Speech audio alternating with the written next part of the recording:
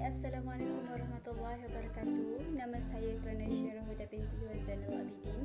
Saya merupakan pelajar daripada bidang pengurusan pemasaran dan hari ini saya akan menceritakan sedikit sebanyak berkenaan dengan rangka dan juga papan cerita bagi cerpen saya.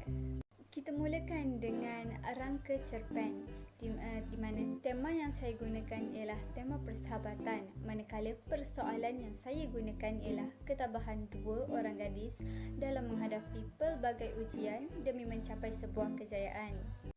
Kita teruskan dengan watak dan perwatakan pula. Watak pertama ialah watak Rizka. Rizka merupakan seorang gadis yatim piatu yang tinggal bersama sahabatnya iaitu Mei. Dia merupakan seorang gadis yang sangat kuat dan tidak mudah berputus asa. Selain mempunyai sifat yang sangat rajin belajar benda yang baru, Rizka juga merupakan seorang yang bersikap ramah dan juga menghormati orang lain. Watak yang kedua ialah watak Mei. Mei merupakan sahabat baik kepada Rizka. Dia juga merupakan seorang yang suka berfikiran positif, di mana dia selalu memberikan kata-kata positif kepada sahabatnya. Selain itu, Mei juga mempunyai sikap yang baik hati dan juga prihatin terhadap orang sekeliling. Seterusnya ialah watak sampingan. Antara watak sampingan yang terdapat dalam cerpen ini ialah watak Hanim. Hanim merupakan penggemar kepada bakso Rizka. Dia juga merupakan seorang warganet yang suka memberikan komen-komen yang positif di dalam media sosial. Watak seterusnya ialah watak Ayu. Ayu merupakan adik kepada Mei. Dia juga merupakan seorang pelajar yang sangat bijak dan suka mengikuti perkembangan semasa. Kita teruskan dengan latar tempat. Latar tempat yang pertama ialah di hadapan kedai, di mana kedai itu merupakan kedai yang pernah diusahakan oleh Rizka selama 2 tahun. Dan latar tempat yang kedua ialah kaunter pembayaran, di mana Mei dan juga Rizka mula membantu Pak Tua yang sedang kekurangan wang semasa pembayaran. Latar masa pula yang pertama ialah pada waktu malam, di mana Rizka sangat bersedih kerana perniagaan yang pernah diusahakannya terpaksa ditutup kerana tidak mampu beroperasi lagi. Yang kedua ialah selepas salat maghrib, di mana Rizka kembali mengingati bagaimana dia dan juga sahabatnya iaitu Mei menjalankan perniagaan dan segala dugaan dan juga ujian yang pernah mereka hadapi bagi mencapai kejayaan. Sinopsis cerpen. Disebabkan pandemik yang melanda, Rizka terpaksa menutup perniagaan yang pernah diusahakan selama 2 tahun kerana mengalami banyak kerugian dan tidak mampu membayar gaji pekerja. Namun, kerana sudah hilang satu-satunya punca pendapatan, Rizka kembali bangkit dengan semangat yang baru untuk memulakan perniagaan secara atas talian bersama sahabatnya iaitu Mei.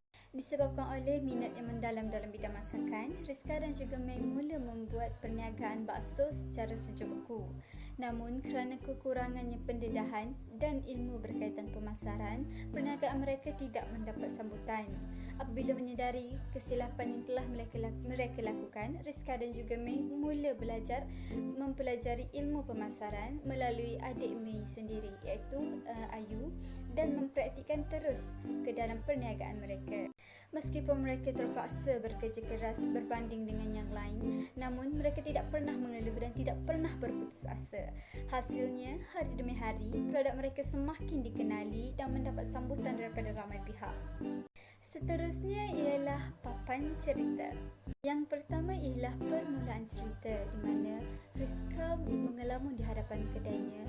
Pandangannya kelihatan sangat sayu. Segala usaha yang dilakukan serta titik peluhnya selama 2 tahun musnah begitu sahaja. Rizka menaiki kereta meninggalkan kedai dan segala usahanya. Teknik yang akan saya gunakan dalam permulaan cerita ialah teknik pemberian dan juga monolog dalaman. Seterusnya ialah perkembangan cerita, di mana seminggu telah berlalu dan kerana selalu diberikan kata-kata semangat daripada Mei, Rizka kembali bangkit dengan semangat yang baru untuk memulakan perniagaan sepanjang pandemik. Apabila sedang menikmati bakso, Rizka terdetik untuk menjadikan hobinya yang suka memasak sebagai punca pendapatannya.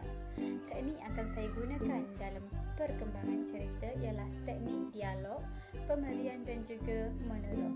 Climax cerita pula, Rizka dan May mendapati produk mereka tidak mendapat sambutan seperti yang diharapkan. Apabila mereka menyedari bahawa mereka telah melakukan kesilapan dalam bahagian pemasaran, mereka tidak teragak-agak untuk mempelajari ilmu pemasaran bagi menambah baik cara pemasaran produk mereka. Teknik yang akan saya gunakan dalam climax cerita ialah dialog, pemberian dan juga monolog dalaman. Dan yang terakhir ialah pengakhiran cerita. 3 bulan kemudian, segala usaha yang dilakukan oleh mereka telah membuahkan hasil. Produk mereka semakin dikenali dan semakin digemari. Mereka juga telah menambah beberapa orang pekerja bagi memudahkan segala urusan dan meningkatkan jualan mereka.